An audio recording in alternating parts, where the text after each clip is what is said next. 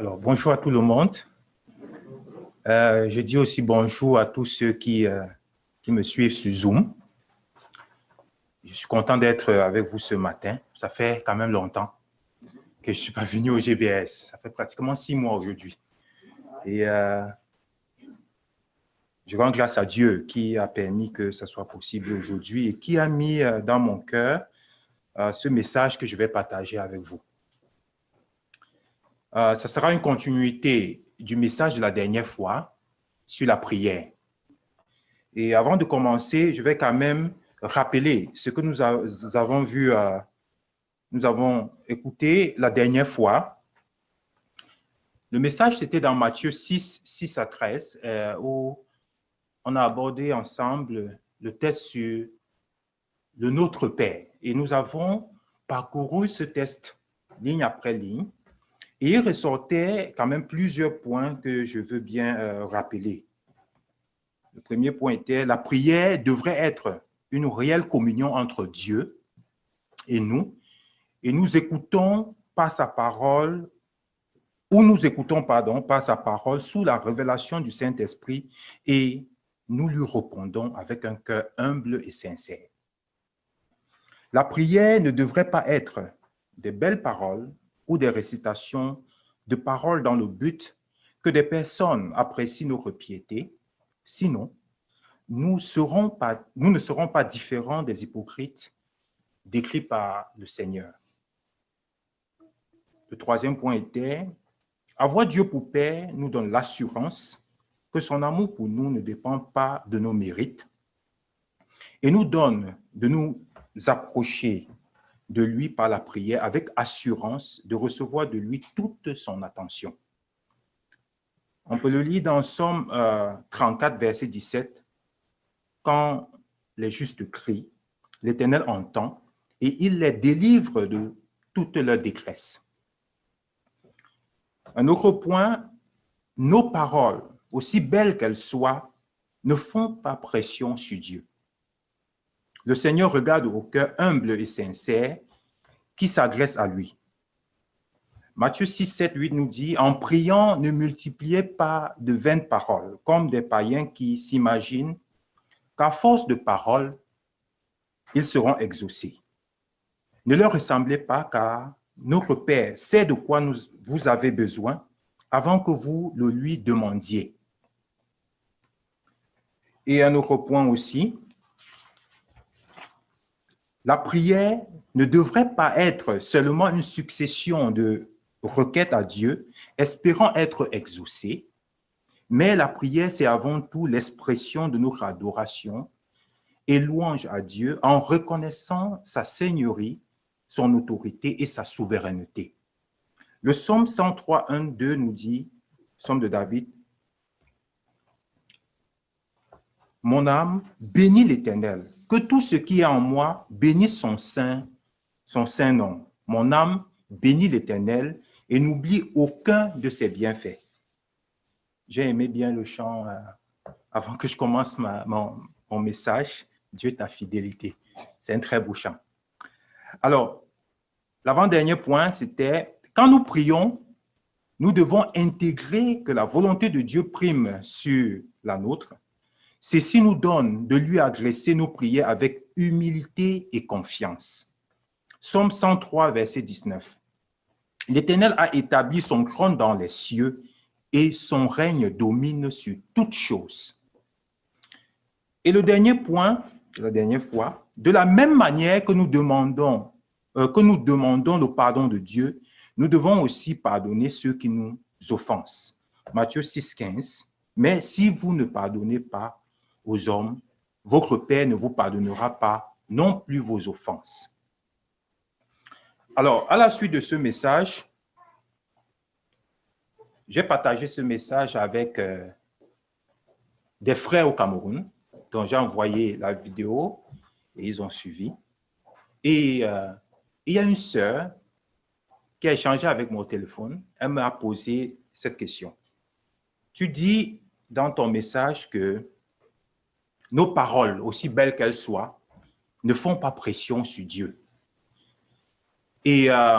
Mais quand je lis la Bible, Il y a la parabole dans Luc 11, du verset 5 à 13, qui parle de l'homme qui est parti voir son ami pour lui demander du pain la nuit.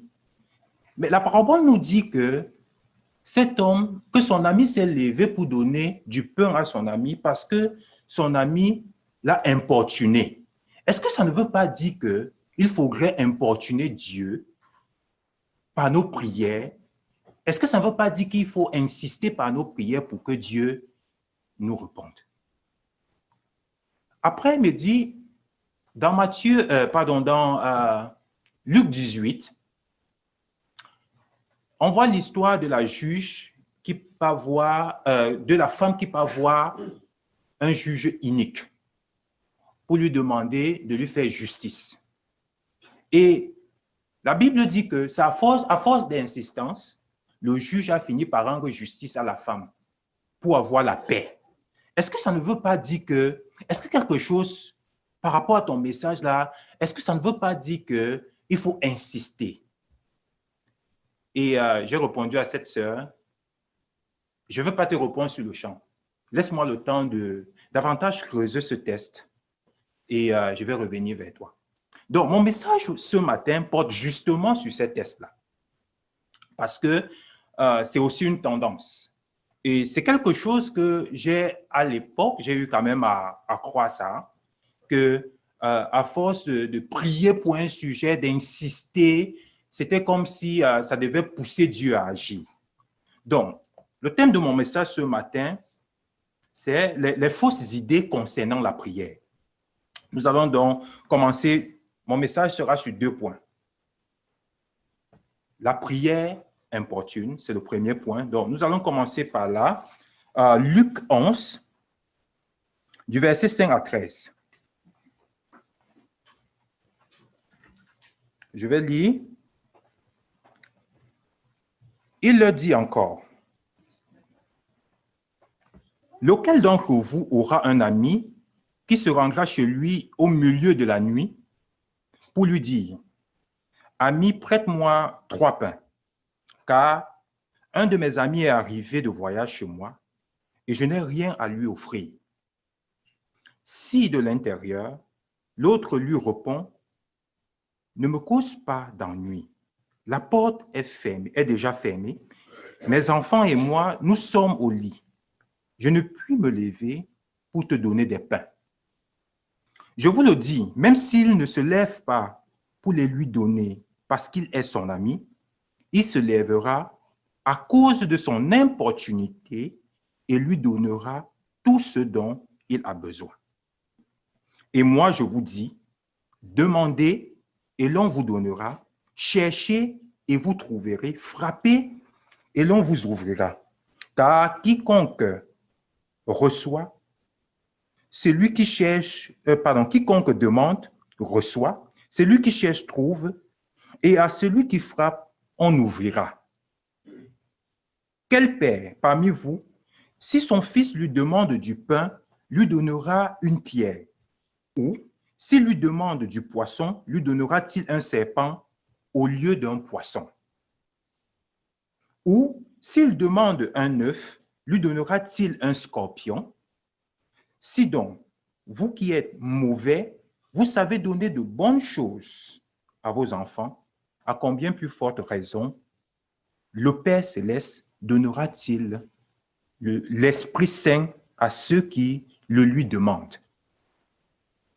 Alors, dans cette parabole, le mot-clé qui est traduit par importunité ici, en grec, c'est anadea. Ça signifie encore plusieurs traductions de la Bible ont traduit ça par importunité ou bien déranger ou bien insister. Et beaucoup ont compris dans le sens de persistance, d'insistance dans la prière. Et dans différentes traductions, on trouve que l'ami se lève suite à l'insistance de celui qui demande du pain. Et plusieurs personnes dont interprètent dans le sens d'insistance, persistance dans la prière, car cela poussera Dieu à répondre favorablement à la prière. D'autres voient même dans la persistance une démonstration de foi de celui qui prie. Alors, toutefois, il faut noter que ce mot n'a jamais eu le sens de persévérance, de persistance dans la littérature grecque. Là, je vais citer une portion du commentaire biblique d'Alfred Cohen. K.E. Bailey et A.F. Johnson, pardon, ce n'est pas commentaire biblique d'Alfred Cohen, mais c'est difficultés bibliques d'Alfred Cohen. K.E. Bailey et A.F. Johnson, selon leurs travaux sur ce sujet, ont fait le tour de la littérature grecque, classique et biblique, et il ressortait que tous les emplois de ce mot, sauf une exception, avaient pour sens impudence, impolitesse, sans gêne, absence de honte. Joseph le cite 18 fois, toujours avec un sens négatif. Dans la littérature chrétienne des 5 premiers siècles, il a invariablement le même sens, d'où les traductions. Il se lèvera à cause de l'impudence de l'autre, parce que l'autre le dérange sans vergogne, Mais cette traduction pose tout de même quelques problèmes. Alors, nous verrons à la suite de mon message les problèmes que cette traduction peut poser. Tout d'abord, d'où vient le fait qu'on a donné le sens d'insistance ou de persistance à ce mot dans cette parabole? Là, je cite toujours encore Alfred Cohen, difficulté biblique. Il est probable que ce sens soit venu du fait qu'au verset 9, Jésus dit « Ainsi, moi, je vous dis, demandez et vous recevrez, frappez et l'on vous ouvrira. On ouvre à celui qui frappe. » Certains ont vu dans ce verset une graduation dans la requête et il a été déduit que cette parabole illustrerait une insistance dans la prière. Et c'est à partir de cette considération que l'on a donné à anadéa un sens qui n'a jamais en grec, ni dans la plupart des versions anciennes, copte, syriaque, arménienne. Fin de citation. Alors, quel problème donc soulève cette parabole avec le sens d'insistance ou de persistance? Le premier problème, Dieu est comparé au dormeur qui décide de ne répondre aux besoins qu'à cause de l'insistance ou la persistance, ou encore on peut remplacer persistance par l'obstination du prieur ou des prieurs. Et le théologien John Markley va dire « La prière devient alors un travail pour soulever progressivement, j'ai aimé ça, pour soulever progressivement la main de Dieu pour libérer ce que nous lui avons demandé. » Cela pose un problème fondamental quand même sur le fait que Dieu agit envers l'homme non pas par pure grâce, mais selon une quelconque action visant à forcer la main de Dieu. Si Dieu connaît nos besoins, comme nous avons vu la dernière fois, avant qu'on ne lui fasse une demande, pourquoi devons-nous insister pour avoir la réponse? C'est la question qu'on peut se poser.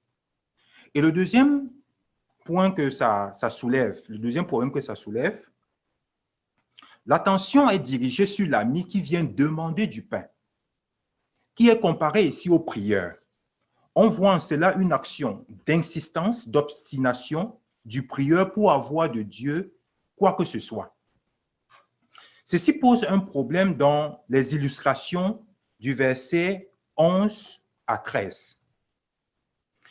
Et au verset 13, Jésus va dire « Si donc, méchants comme vous êtes, vous savez donner des bonnes choses à vos enfants, à combien plus forte raison le Père Céleste donnera-t-il le Saint-Esprit à ceux qui lui demandent. »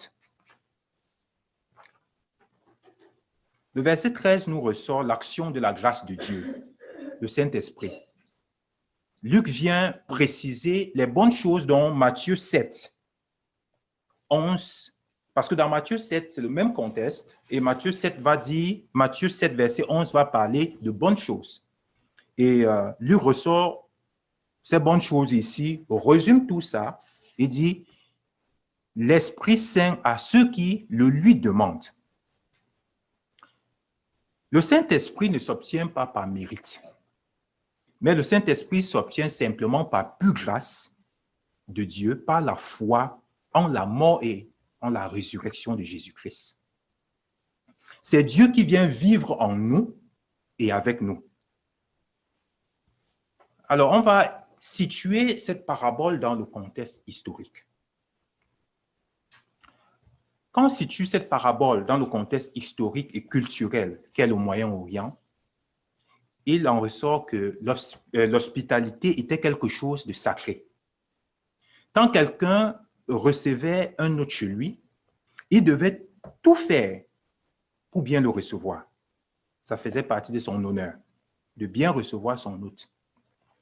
Ce qui justifie le fait que l'homme dont il est question dans cette parabole sort au milieu de la nuit pour aller frapper chez son ami voisin afin de demander du pain pour recevoir son hôte, afin de ne pas avoir le déshonneur ou encore anadéa.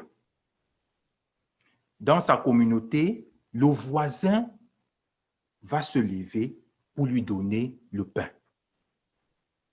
C'est le voisin à qui on demande le pain que anadéa s'applique ici, et non l'homme qui vient demander du pain au voisin.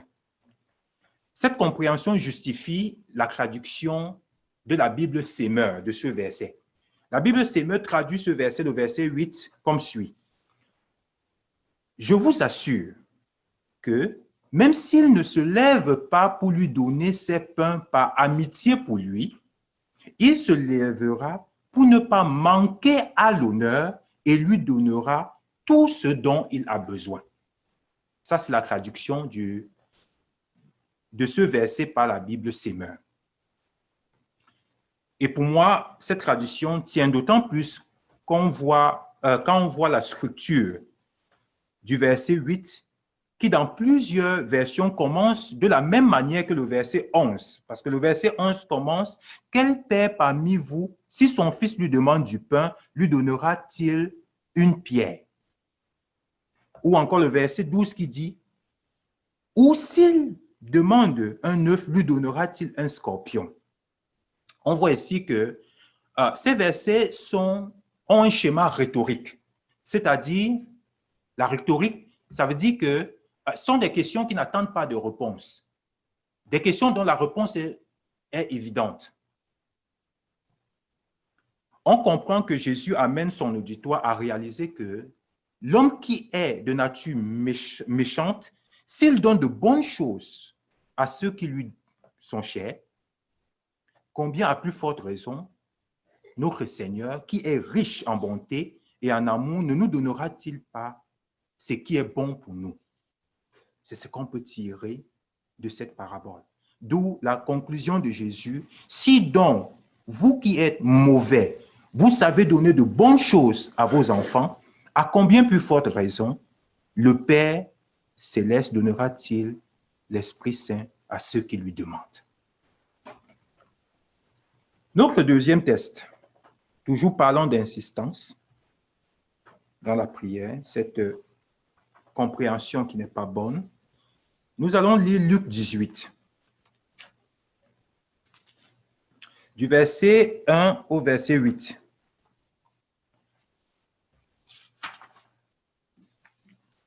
Je vais lire. Jésus leur dit une parabole pour montrer qu'il faut toujours prier et ne pas se lasser. Il dit, il y avait dans une ville un juge qui ne craignait pas Dieu et qui n'avait d'égard pour personne.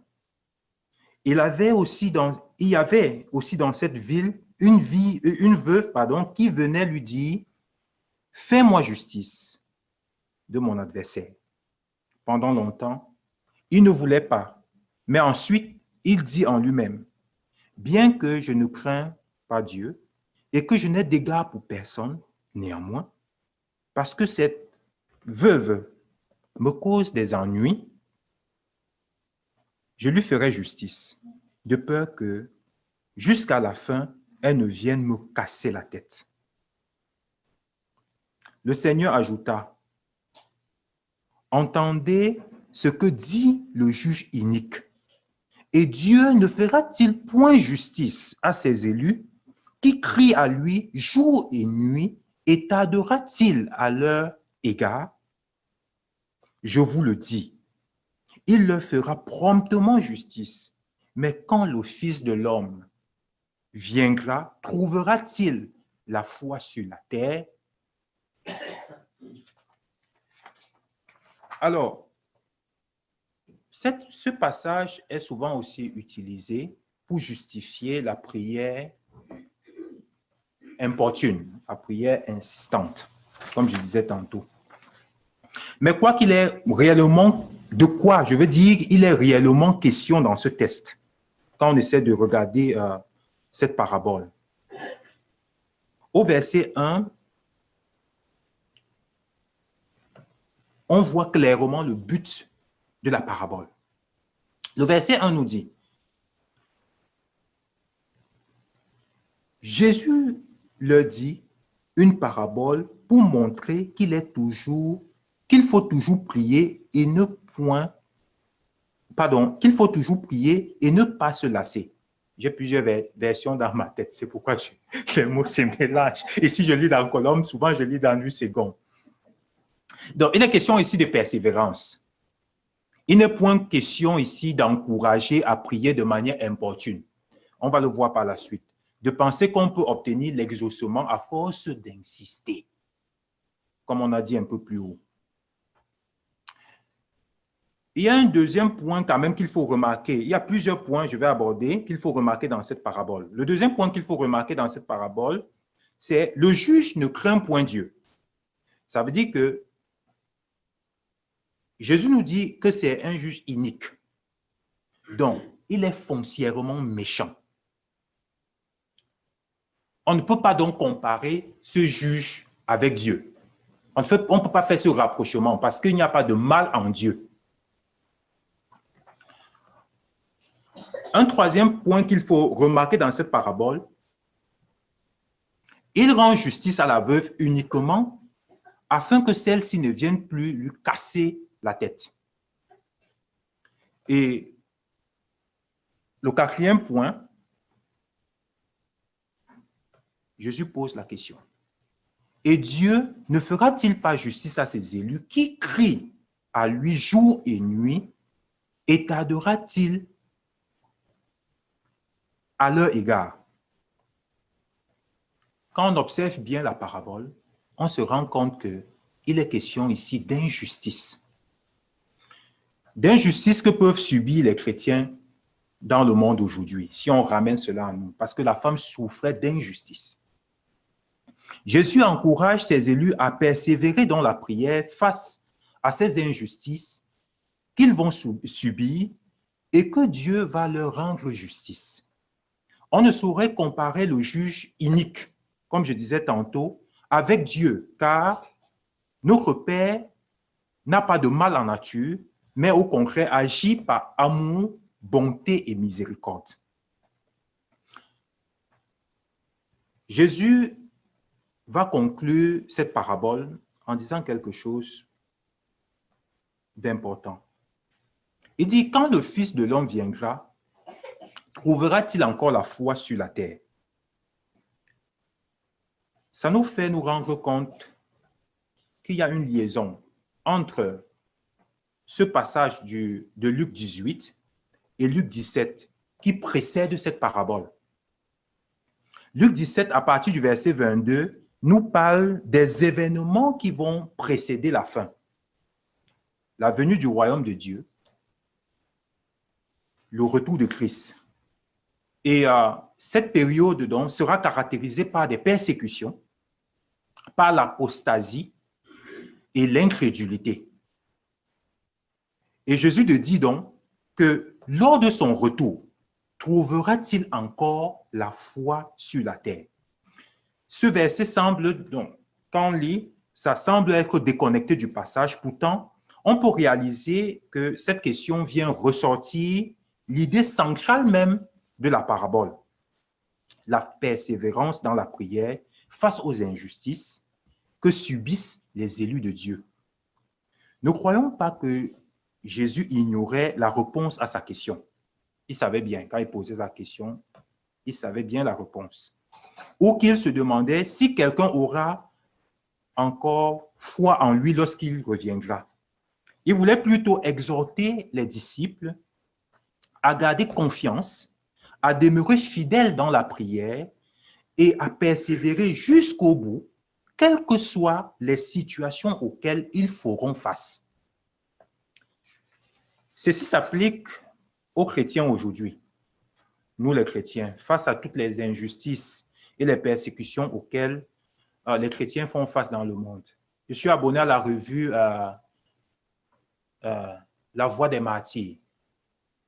Et souvent, je reçois des sujets de prière, de persécution des chrétiens. Et je dis souvent, waouh, nous, on est bien ici. Les chrétiens souffrent. Et paient le prix de leur foi. Je nous encourage de souvent prier pour ceux qui sont dans des pays au Moyen-Orient ou dans certains pays en Afrique comme la Somalie où l'islam est vraiment ancré. Parce que là, quand tu es chrétien, tu payes cela par le prix de ta vie. Ce n'est pas évident. Je me rappelle, il y a 2 mois, un frère nous donnait un sujet de prière. Ça, c'est au Cameroun. Parce que le Cameroun a une partie, le nord du Cameroun est beaucoup plus islamique. Et il y avait un frère à qui on a prêché l'évangile à Yaoundé, qui est au centre, et il est devenu croyant. Dès le moment où il est devenu croyant, c'était son arrêt de mort. Parce que la communauté musulmane à Yaoundé voulait à tout prix tuer ce gars. Et Dieu a délivré ce frère de la main de ces criminels. Un jour, il était en plein vide là, et subitement, et parmi ces personnes, il y avait ses propres frères de sang, ses cousins, parce que c'est une abomination chez eux. Donc, ils l'ont arrêté pour vouloir le tuer, parce qu'il était question vraiment de l'assassiner. Et par coup de grâce, il y avait un policier qui passait et a vu un peu, il a senti que quelque chose n'allait pas, il s'est rapproché pour demander, mais qu'est-ce qui ne va pas? C'est où le frère explique que ce sont les membres de sa famille, il y avait quelques membres de sa famille et des gens de la mosquée où il allait avant, qui veulent le tuer. C'est comme ça qu'on les a transportés au commissariat de police et il a eu la vie sauve. Donc, c'est assez sérieux. Alors, je reviens à mon message. Donc. Je disais tantôt que Jésus voulait donc nous faire comprendre au travers de cette parabole qu'il faut persévérer dans la foi et la prière, car un jour, Dieu nous rendra justice. Même si on subit, même si les chrétiens subissent les injustices, la cruauté de l'homme, Dieu nous rendra justice un jour. Matthieu 5,6 dit « Heureux ceux qui ont faim et soif de la justice, car ils seront rassasiés. » Amen. Je vais citer le théologien W. Liefeld. Il dit, concernant cette parabole, « Interpréter cette parabole en liaison avec le thème eschatologique du chapitre 17, comme le montre le verset 8b. L'histoire ne s'applique pas à la prière en général, comme s'il fallait importuner Dieu pour chaque besoin jusqu'à ce qu'il réponde avec réticence.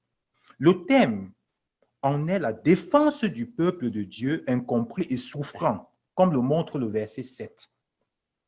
Le peuple de Dieu, au temps de l'Ancien Testament, devait s'attendre à Dieu pendant qu'il ferait justice avec une apparente lenteur. Ne laisse pas mes ennemis triompher de moi. Aucun de ceux qui espèrent en toi ne seront honteux. Somme 25, 2 à 3.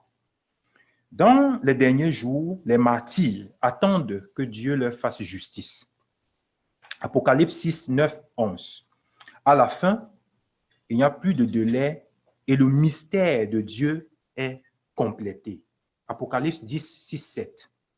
Entre-temps, nous nous débattons avec le problème du mal et les différentes données de la théodicée. Donc, quand on parle de théodicée ici, c'est la justice de Dieu, c'est le débat qui se pose souvent entre un Dieu bon et un Dieu qui admet ou bien qui permet le mal. C'est un peu ça la théodicée. Dans ces circonstances, nous devons toujours prier et ne pas nous relâcher. Je passe au deuxième point de mon message. La prière de foi. C'est quoi la prière de foi? Nous allons lire Matthieu 17, 14 à 20.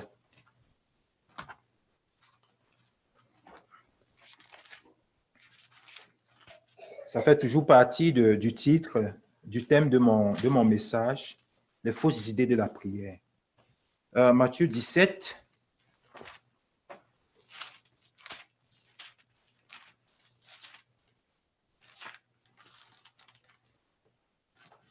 14 à 20.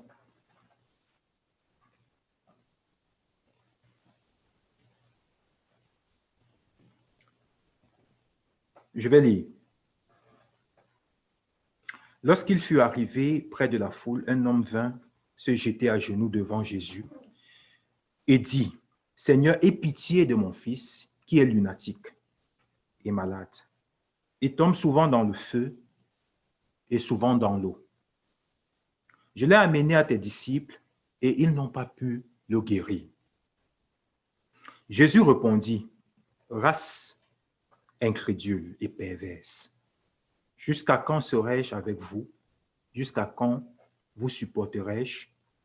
Amenez-le-moi ici. » Jésus menaça le démon qui sortit du garçon et celui-ci fut guéri à l'heure même. Alors les disciples s'approchaient de Jésus et lui dirent en privé, « Pourquoi n'avons-nous pas pu chasser ce démon? » « C'est à cause de votre petite foi, » leur dit Jésus. « En vérité, je vous le dis, si vous avez de la foi comme un grain de moutarde, vous direz à cette montagne, transporte-toi d'ici là, et elle se transportera. Rien ne vous sera impossible. »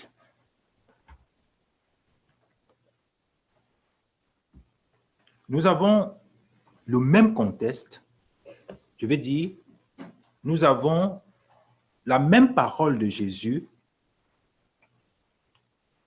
dans Marc 11, 22 à 24.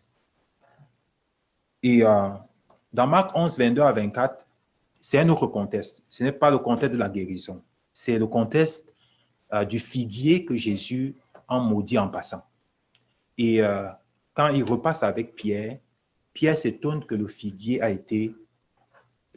qui a été maudit a séché. Et Jésus de répondre, Jésus prit la parole et dit, « Ayez foi en Dieu. Je vous le dis en vérité, si quelqu'un dit à cette montagne, ôte-toi de là et jette-toi dans la mer, et s'il ne doute point en son cœur, mais croit que ce qu'il dit arrive, il le verra s'accomplir. » Suite à cette réponse, Jésus va donner une parole d'assurance concernant la prière. Jésus va dire au verset 24, « C'est pourquoi je vous le dis, tout ce que vous demanderez en priant, croyez que vous l'avez reçu et vous le verrez accompli. »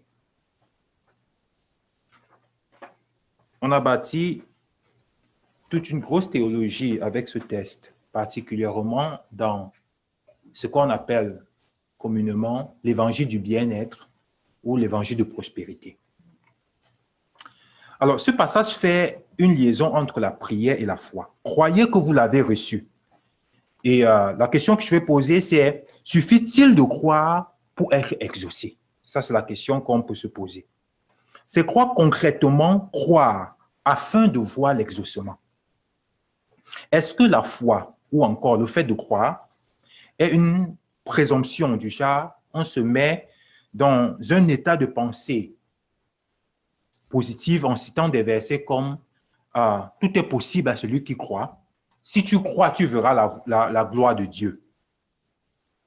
C'est autant de questions qu'on pourrait se poser, surtout, comme je disais tantôt, face à toute cette vague d'hérésie de l'évangile du bien-être, de l'évangile de prospérité.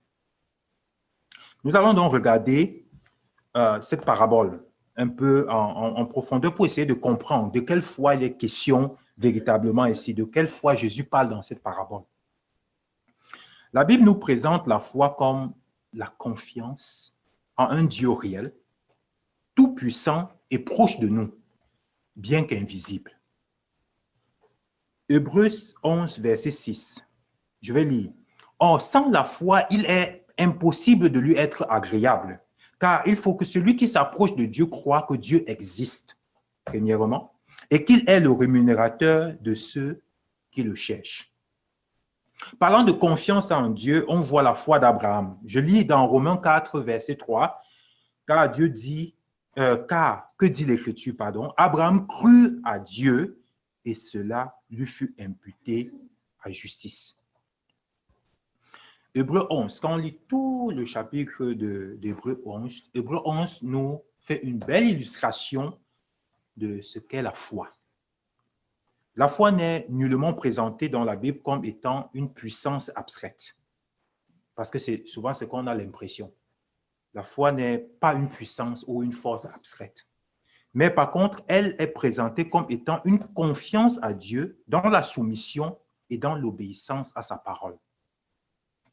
Faire confiance à Dieu est fondamental, car cela remplit nos cœurs d'assurance que Dieu écoute nos prières et fait dissiper toute inquiétude. La soumission au Seigneur nous amène dans la dépendance à Dieu et nous donne d'expérimenter la notion de la grâce dans l'exaucement de la prière. Très important. Et enfin, la connaissance de la parole, c'est le socle même de l'expression de nos requêtes à Dieu. Et voici quelle assurance nous avons devant Dieu. Si nous demandons quelque chose qui est conforme à sa volonté, il nous écoute. Et si nous savons qu'il nous écoute, nous savons aussi que l'objet de nos demandes nous est acquis. 1 Jean 5, 14 à 15. Je vais souligner, si nous demandons quelque chose qui est conforme à sa volonté.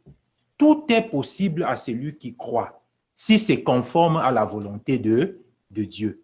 Si tu crois, tu verras la gloire de Dieu. Si ce que tu crois est conforme à la volonté de Dieu. On ne peut pas déconnecter ce test. Pour comprendre ces autres tests-là, il faut bien intégrer que c'est dans la volonté de Dieu. Alors, ayant compris la foi, à quoi nous renvoie la montagne dans cette illustration de Jésus? On ne saurait prendre la montagne ici de façon littérale.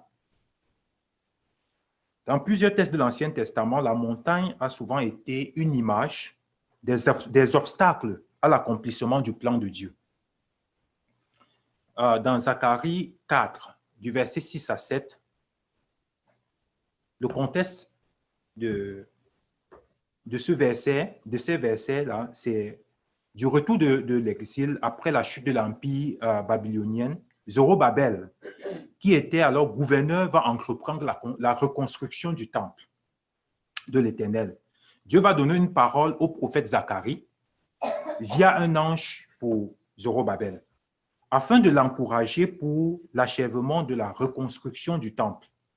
Il lui dira que la grande montagne qui est devant Zorobabel, voulant l'empêcher à achever la construction du temple, sera aplanie. En d'autres termes, le Seigneur ôtera tout obstacle à l'accomplissement de cette reconstruction. Je vais lire ce texte, Zacharie 6, 7 Zacharie 4, 6 à 7. Alors il reprit et me dit, c'est ici la parole que l'Éternel adresse à Zorobabel. Ce n'est ni par la puissance, ni par la force, mais c'est par mon esprit, dit l'Éternel des armées. Qui es-tu, grande montagne, devant Zorobabel? Tu seras aplani. Il posera la pierre principale au milieu des acclamations. Grâce, grâce pour elle. Dans Ésaïe 43 à 5, je vais lire. Une voix crie, préparez au désert le chemin de l'Éternel. Aplanissez dans les lieux arides une route pour notre Dieu. Que toute vallée soit exaucée, que toute montagne et toute colline soient abaissées. Que les coteaux se changent en plaine et les défilés écroient en vallons. Alors la gloire de l'Éternel sera relevée et au même instant, toute chair la verra, car la bouche de l'Éternel a parlé. Alors, dans un contexte, le cas d'Ésaïe, où le peuple passera par une longue période d'exil, environ 70 ans de captivité, après quoi le Seigneur les ramènera en Israël. Ésaïe écrit pour encourager les habitants de Juda à vivre de façon juste dans le présent malgré les épreuves à venir. Ésaïe appelle le peuple à se préparer par la repentance à l'avènement de l'Éternel pendant qu'ils sont en train de passer par un désert spirituel, le péché qui est la raison même de leur mise en exil par l'Éternel. Quand il dit « élevez les vallées », ça c'est une autre traduction, « élevez les vallées et nivelez les montagnes », font référence de façon hyperbolique à des ouvriers qui aplanissent et améliorent les routes avant le passage d'un personnage important dans la région. Aujourd'hui, on dirait dérouler le tapis rouge. Ésaïe appelle ainsi Israël à dégager la route afin que le Seigneur puisse venir diriger la nation. Tous les prophètes insistent sur le fait que la nation doit être moralement juste. La nation finira par être purifiée spirituellement quand la gloire de l'Éternel sera révélée. Là, je viens de citer commentaire biblique du chercheur. Alors, que ce soit dans Matthieu 17, 14 à 20, ou dans Marc 11, 22, dans Marc 11, versets 22 à 24, qui sont deux contextes différents dans lesquels Jésus a parlé de la foi qui déplace la montagne. Jésus a utilisé ces contextes pour nous enseigner ses disciples ou pour nous enseigner une vérité universelle. La foi qui déplace la montagne est simplement la confiance et l'abandon à Dieu par Jésus-Christ. C'est croire que Dieu est capable d'apporter une solution aux situations difficiles et humaines impossibles à résoudre que nous traversons. Cette foi qui nous permet, dans une attitude d'humilité, de soumettre nos prières au Seigneur. Nous lui faisons confiance car il sait ce qui est bon pour nous et il saura nous répondre toutefois selon sa volonté. C'est cette foi qui sait reconnaître la souveraineté de Dieu dans notre vie, au-delà de toute prière que nous pouvons lui soumettre. Job 42, 1 à 2.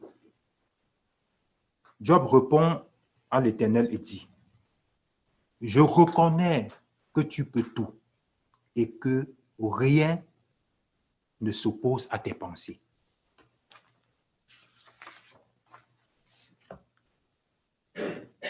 Alors, en conclusion, c'est mal comprendre donc ces paraboles que nous avons vues plus haut en les justifiant, en les utilisant pour justifier la prière importune. Jésus rassure simplement le croyant que si l'homme qui est de nature méchante donne de bonnes choses à ceux qui lui sont chers, combien à plus forte raison notre Seigneur qui est riche en bonté et en amour ne nous donnera-t-il pas ce qui est bon pour nous? Et quand on parle de prière avec foi, c'est simplement cette confiance à Dieu, qu'il est capable d'apporter une solution aux situations difficiles et humainement impossibles à résoudre que nous pouvons traverser. Alors, nous arrivons au thème de notre message. On va prier. Seigneur, merci parce que tu as permis que je puisse apporter ce message. Ma prière, notre Dieu, c'est que ça nous aide davantage à savoir comment te prier et à te faire confiance. Je profite aussi de cette occasion, notre Dieu, pour te supplier pour tous ceux ici ou ceux qui sont sur Zoom, bref, les frères et les sœurs du GBS qui traversent par des situations difficiles, humainement, où c'est difficile. Dieu, je te prie au nom de Jésus que tu feras un chemin, que dans ta grâce, tu opères un miracle dans la vie des uns et des autres qui traversent soit par des maladies difficiles, par des situations ou par des situations de famille difficiles, ou encore pour ceux qui ont longtemps prié pour que leurs enfants te connaissent et devenant adultes, ils ont l'impression que leurs enfants ne se rapprochent pas de la foi qu'ils ont passé le temps à leur partager. Ma prière, Seigneur, c'est que dans ta grâce, tu touches le cœur de ces enfants qui croient à l'évangile de Jésus-Christ pour avoir la vie éternelle. Je te supplie au nom de Jésus. Bénis chacun de nous, notre Dieu, au nom de Jésus-Christ. Amen. Amen.